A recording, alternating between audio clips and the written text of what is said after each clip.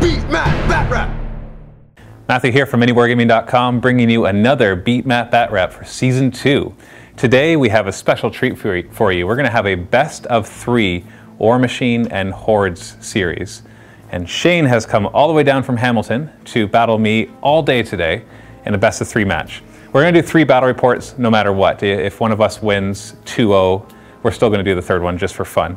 Because, hey, why not? We got all day, so let's do a lot of battle reports for you guys. Shane has brought his Circle army, and of course I have my Khador army. And we're going to try to change it up each game, so there's hopefully a different caster. Did you bring 3 different casters? I did. Perfect. And I've got a few different casters that we can play with. And we'll try to change the composition of the armies as well. So even though it's going to be 3 Khador versus Circle battle reports, you're going to see 6 very different armies. So let's jump into the first game. Remember, this is a best of 3. So the first person to win 2 games wins the prizes. Now, I don't get any prizes, but the prizes that Shane could win, there's about $100 of prizes in total. And that includes magnets, green stuff, a credit to our store, War Machine stuff that he can pick up, and all sorts of other stuff that you'll see. If he wins, you'll see what all the prizes are. But it's because it's a best of 3 match, there's $100 of prize support that I throw into this just for fun. So let's jump right into the first game. Let's take a look at the armies as well as the scenario. I'll start by taking a look at my 35-point Khador army. In this matchup, I decided to bring Vlad, so P-Vlad or Prime Vlad, so just normal Vlad, and some Warjacks, and of course some Iron Fang. So we've got Vlad right here, and he has a War Dog as a unit attachment, or whatever you want to call it. In this case, it's a solo that can go with a Warcaster. Of course, he brings along Drago, and a Juggernaut, which is a nice points effective Warjack. And of course we have a Behemoth, which I love. And we have a group of Iron Fang Pikemen with the Officer and Standard Bearer unit attachment. So a very solid list, although it can be a bit difficult to play against somebody who's really fast. We've got Shane's Circle Ouroboros army that we're going to take a look at. For his Warlock, he decided to bring Chromac. I believe it's Prime Chromac, the one that can shift from a regular human form or whatever form to a beast form. So you can actually, at the beginning of each maintenance phase, switch between a beast and a regular caster. He's got 2 Stalkers. This one's a converted one and the other one's just a normal one, but they're the same war beast. And then we have a Gorox, I think it's called. Or no, sorry, that is the Wold Warden, and that's the Gorox. And then we've got a unit of Blood Trackers, and they're going to be choosing the Iron Fang Pikemen as their prey. And we got a small little group of Gobbers who can lay down a 5-inch cloud template, which is quite useful for blocking line of sight and providing concealment.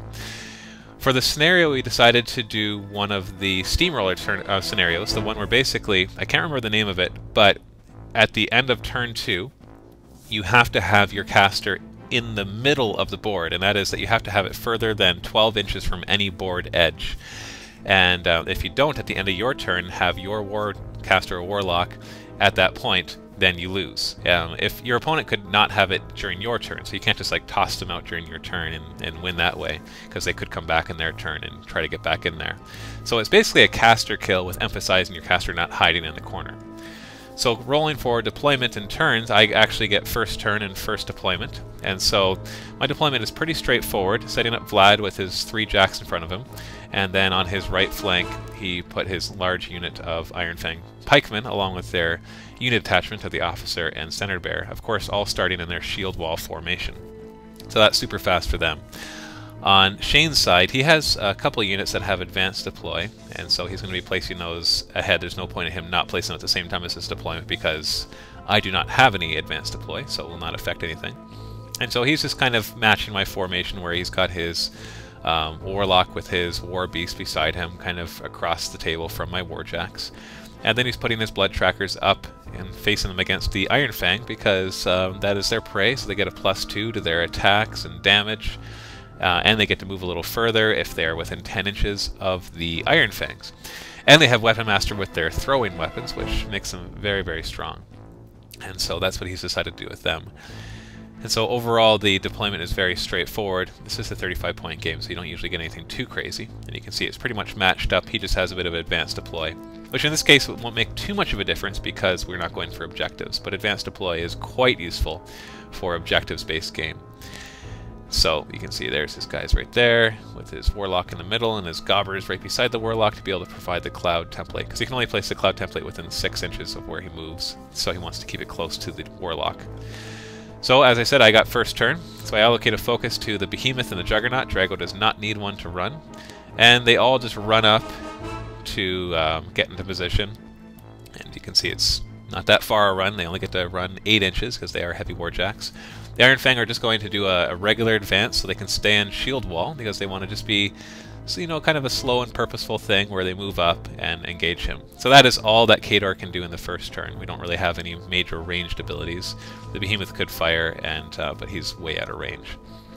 And so on his turn he moves up and he drops a Cloud template from the Gobbers so that all his guys can move up and have that nice concealment, and his Stalkers have stealth whenever they have concealment, so I can't, if I shoot at them and I'm more than 5 inches away, then I automatically miss.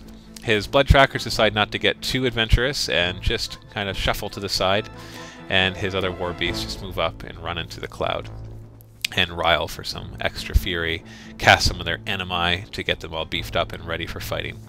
But he hasn't really moved up far enough for me to be able to really engage him. I could use my feet and Boundless Charge to get one of my guys in there, but then I'll just be sending my arm in piecemeal.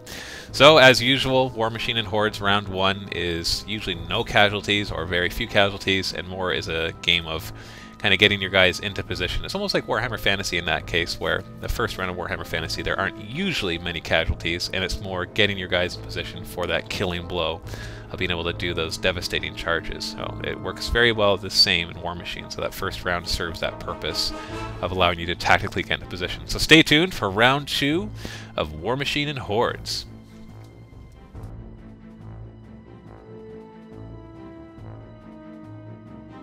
Visit miniwargaming.com to see our videos 1 month early.